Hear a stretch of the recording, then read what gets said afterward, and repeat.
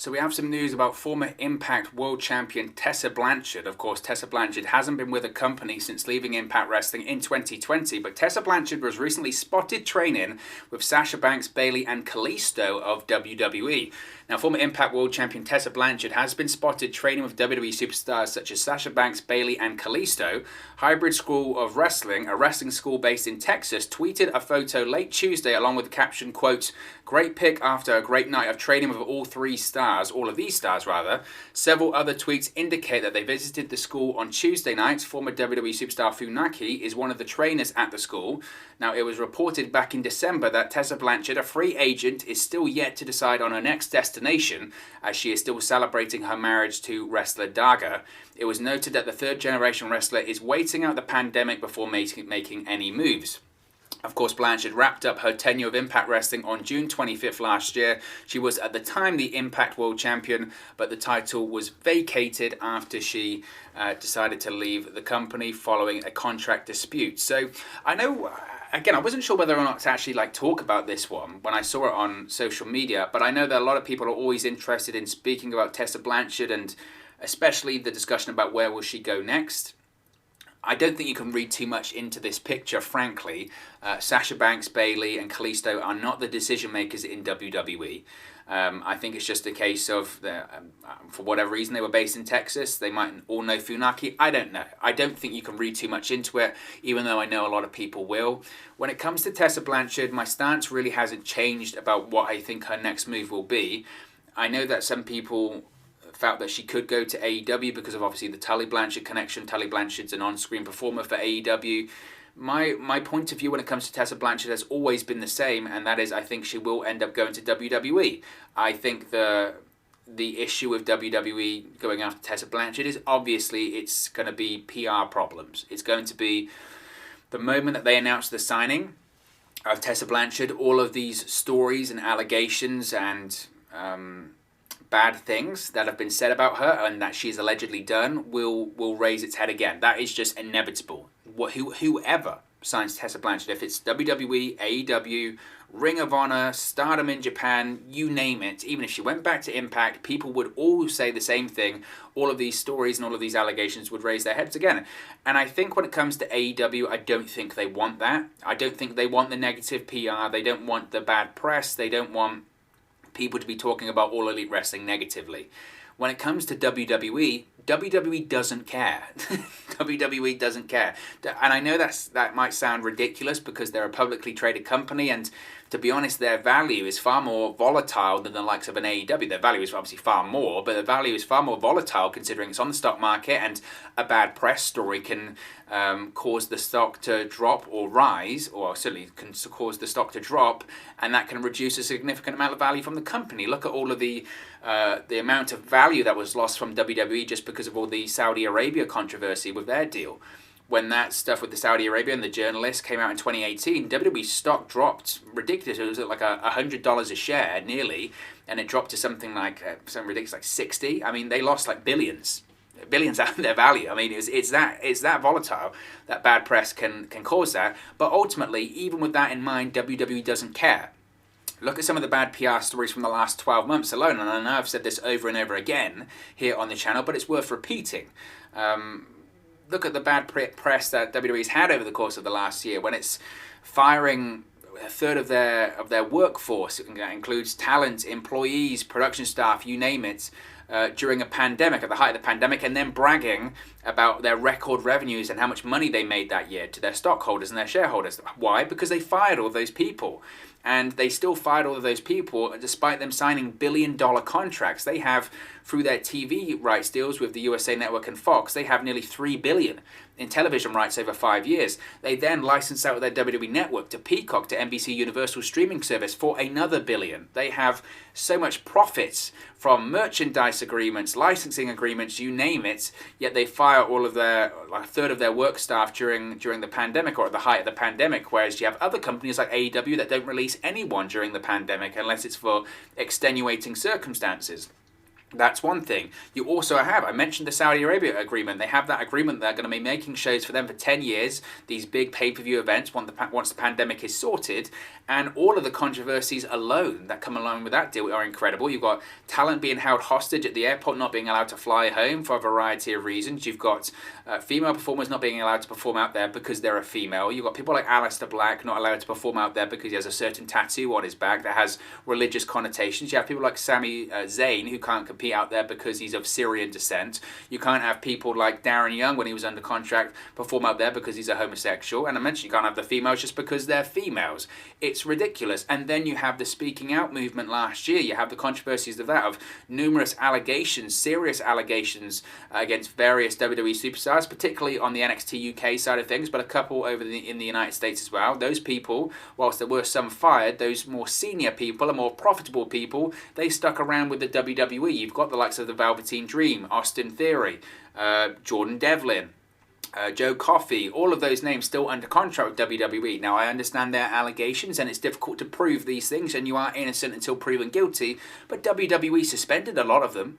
They weren't on television for a while, but they came back. They came back and they continue to come back because WWE ultimately cares about money. There is so many controversies over the course of the years. That's just 12 months alone. Did I mention the third-party conflict about during a time where WWE superstars are suffering financially because there are no live events? They can't tour. They can't get their live events bonus. So what do? They go onto Twitch, they go onto YouTube, they go onto Cameo just to make a little bit of extra money and try and make up the difference of the amount of money that they were losing because of having no live events. What does WWE say? No, you can't do that. You can't make extra money. That's not WWE money.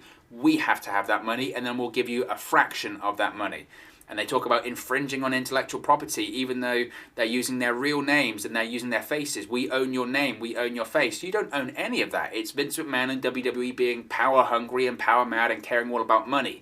My long-winded ranting point there, and I said this over and over again, WWE doesn't care about negative PR. They've got Hulk Hogan back in the Hall of Fame. They've got Hulk Hogan hosting WrestleMania this year with Titus O'Neil, even though Hulk Hogan is on record in elite tape saying racist words. It's not even the case of like Tessa Blanchard where these are allegations and the only thing to prove them or the only thing to back them up are first-hand accounts. Hulk Hogan, I mean, you've got transcripts, you've got leaked audio, you've got him saying these words. He's hosting WrestleMania this year. He's also being inducted into the WWE Hall of Fame for the second time in his career. WWE doesn't care about negative PR. I think other companies do. So when it comes to where will Tessa Blanchard go next, she'll go to WWE. I have no doubts about that. The only thing will be is when. It's when. It's WWE trying to figure out. And I think when it comes to Tessa Blanchard, to be honest, signing with WWE, I think the only thing, the reason that she hasn't signed with them already is WWE are trying to figure out the best time. They're trying to work out how long do we leave it before some of the heat dies off. And I don't think it will. I don't think it works like that anymore. I don't think people forget. Previously, people used to forget because social media wasn't around to remind people. Now, you can't. It's very difficult to control the narrative anymore and try and position things in a certain way because social media remembers. Social media remembers, YouTube remembers, all of these platforms remember and they hold people accountable. And I know people call it cancel culture, and I know people say that people don't give second and third chances anymore. I get it. That's not for really me to say. The point being is that it's never going to be a good time for WWE to pull that trigger and sign Tessa Blanchard, but I think they'll do it anyway because Tessa Blanchard can make the money.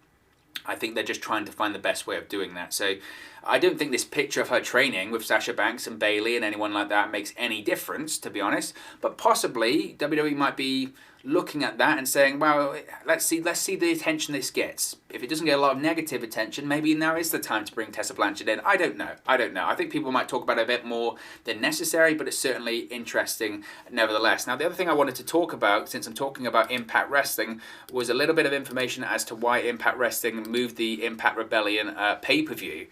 Because we obviously know that the Impact Rebellion pay-per-view has been moved. Initially, it was going to be on Saturday, April 24, but now it's on Sunday, April 25th. And the reason as to why it was moved is, like I speculated really here on the channel, it's not that too difficult to figure out. Because Impact Wrestling announced this week that the Rebellion pay-per-view will be moving to a day later on Sunday, April 25th. Impact co-executive vice president Scott DeBoer noted that Sunday night is the traditional night for major pro wrestling events, but on the latest edition of Wrestling Observer Radio, Dave Meltzer noted that the show was moved from April 24th because that is the same night as UFC 261. This pay-per-view will feature 3 big title fights headlined by UFC welterweight champion Kamaru Usman defending his title against Jorge Masvidal. The show will also host a full crowd of possibly 15,000 people during a pandemic. It is madness.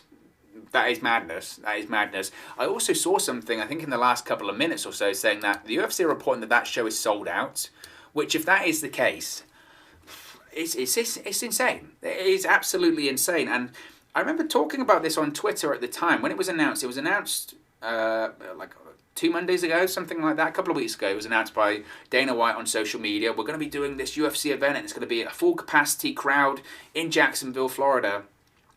And I looked at that and I shook my head and I just went, okay, no, I guess, there are some people like that.